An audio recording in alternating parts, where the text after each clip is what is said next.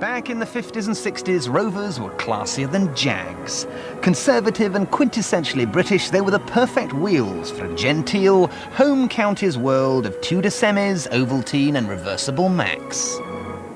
Each Rover model has a splendid engineering tradition behind it, and a splendid future ahead of it. But time hasn't been kind to Rover. That well-spoken world of the 3-litre saloon and the 2000 has been relegated to the Pathé newsreels. And for the last 30 years, Rover have been churning out cars which, how can I put this, have been anything but brilliant. Until now, that is. Under the mighty wing of BMW, Rover want to reclaim the middle-class heartland it used to call its own. And to do it, it's got 3 new cars which have been repositioned, repriced and revamped. They've got a new corporate look and a slick new BMW marketing strategy. Tonight, we're going to give our verdict on the 25, reassess the 75 and test drive Rover's 45 V6. Plus, we're going to see how their image is faring in the UK.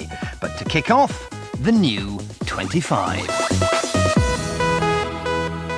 New is perhaps the wrong word for the 25. It's a warmed-over 200, a car that always felt a bit out of its depth against bestsellers like Golf and Focus, which is why Rover have repriced it to compete with super minis like the Fiesta and the Polo. At between 8 and 15 grand, suddenly the 25 feels like a lot of car for the money. I've brought my tartan travelling rug and my National Trust guidebook, but I'm not going to need them because this 1.4 IS is an absolute blast. 16 valve, 103 brake, 60 in 10 seconds and 115 top. This is not a place for tweed jackets and stout brogues. Tweaks to the oily bits mean the steering's sharper, body control much tighter, and it handles like a hot shoe hatch. In fact, it does exactly what it doesn't say on the tin. So, whilst the 200 was never much fun, this 25 definitely is, and it makes the Volkswagen Polo feel like a donkey cart. Only the Fiesta chassis can match it for laughs. Inside, there's more room than there was in the old 200, with new, much more comfortable seats and new trim. The whole thing has a more quality feel about it, something sorely lacking in the old incarnation. The fit and finish of the cabin may not be quite in Volkswagen's league, but it's better than the Ford and a vast improvement on old Rovers. Plus, you get a 3-year, 60,000-mile warranty, mid-40s MPG, and it only needs servicing every 15,000 miles. And BMW assure us those Rover dealers will be trying an awful lot harder. A huge surprise then. The 25 is a class act, and at 12 grand for this 1.4 IS, not bad value either. No, this little charmer will do Rover's image no harm at all. And neither, for that matter, will that.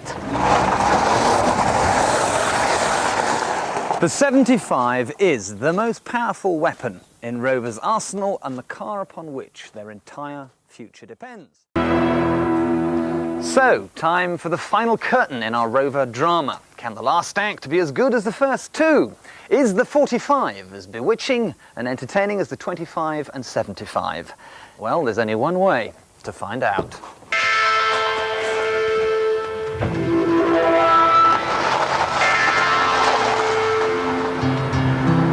The 45 range starts at £12,000 for the 1.4, rising to nearly £19,000 for the 2-litre V6 connoisseur, and comes as a 4-door saloon or hatchback. We've chosen the 150 brake V6 with the 5-speed Steptronic Auto because it's potentially the most interesting. Mind you, it's also the most expensive, at a heart-stopping 18 grand. But first impressions are encouraging. The 2-litre V6 makes all the right noises, and this sequential automatic is an absolute joy to use. You just bang away at the lever, down to 4th, down to 3rd, down to 2nd, and it all feels very slick indeed. What it doesn't feel, however, is fast. That's not to say it can't motor. Top tilt is a decent 127 miles an hour, but order up some beans from the engine room and 60 takes a fairly pedestrian 9 and a bit seconds. That's almost the same as a humble Astra 1.8. So if you're looking for something with some serious urge, I'm afraid this isn't it. And if you expect the same agreeable interior furnishings on the 45 as you get on the 75, you're going to be very, very disappointed. The dashboard is strewn with 80s switches that look like they've just been hurled like boiled sweets and just stuck there.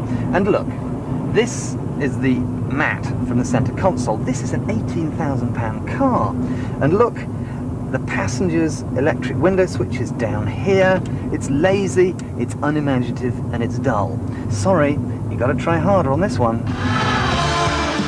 In fact, the only part of the 45 where there is any discernible improvement is the chassis. Wider wheels, new springs and dampers, plus fatter anti-roll bars make it feel much more tied down and responsive. Shame the engine doesn't have the grunt to match. But to be fair, the 45 is a huge improvement on the old 400. It's well spec'd, it's got a 3-year warranty, it drives reasonably well. But it's no match for the Golf and the Focus. And I look at this and it reminds me of a middle-aged uncle in Nike trainers. It's the sort of car you buy if you can't afford a BMW 3 Series. But, and here's the rub, at 18 grand, you can. But hey, 2 out of 3 isn't a bad score. The 45 may be only average, but the 75 and 25 are genuinely good cars. Which brings me round to the question that I've been hiding from all day. Is this gang of 3 going to be special, separate and distinctive enough to guarantee Rover's future? Well, I suppose that's up to you. If you go out and buy them in your droves, then Rover will survive. If you don't, well, we'll just have to keep our fingers crossed. But personally, I hope Rover make it. The world's press think the 75 is a bit of all right. The Japanese have given it their Import Car of the Year award. It scooped the 1999 World Car Award.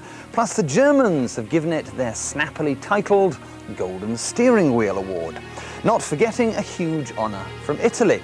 A panel of 12 Italian styling gurus reckon this is the most beautiful car in the world, and they preferred it to the Jaguar S-Type.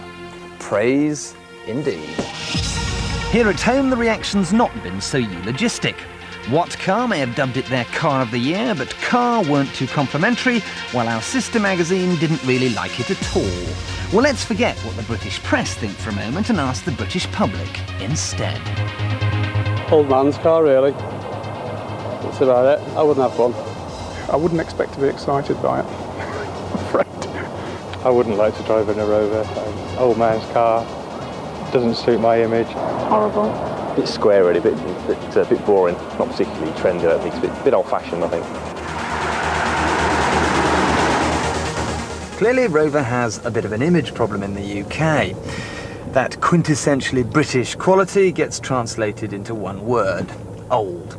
And that's exactly the point of the new 25, 45 and 75, to drag the brand kicking and screaming into the millennium and inject it with some badly needed desirability.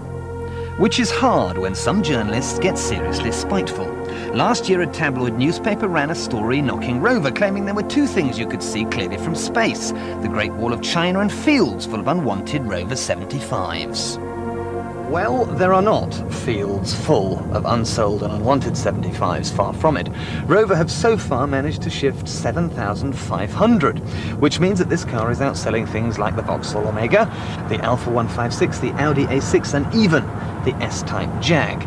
So it's doing the numbers, and the sort of numbers most motor moguls would sell their children for. This is all very confusing. Johnny Foreigner loves the 75, but the British press and public don't. So who's right? You know, the Italians might have something. This isn't the most beautiful car in the world, but it is nonetheless damned handsome. This high belt line makes the car look more important. These scalloped doors down here, they're a styling cue from the old P5. And lots of chrome, not too much, but just enough. We like chrome mirrors, we like chrome door handles. And it might surprise you to know that this car drives almost as well as it looks. This is the 137-mile-an-hour 2.5 V6 Connoisseur, 24 grand's worth of what Rover would like to claim is the best front-wheel drive saloon in the world. It's not the best, but it's not half bad. The interior may be a riot of borrowed styling themes, but it is very cosy and very welcoming. The red gauges are like a log fire. You could always warm your hands on them. You've got big leather armchairs, very welcoming. You've even got some wood panelling on the walls. All it needs is some horse brasses, a thatched roof and roses round the door, and you'd have your own country cottage. Look, I like it. It's quiet, smooth riding, cosseting, and it insulates you from the wild and whirling world. This is that rare thing, a Rover that makes you feel special. Now might be an appropriate time to say stay with us, because in a few minutes we'll be looking at the last model of this trinity, the 45. Has Rover scored a hat-trick? All will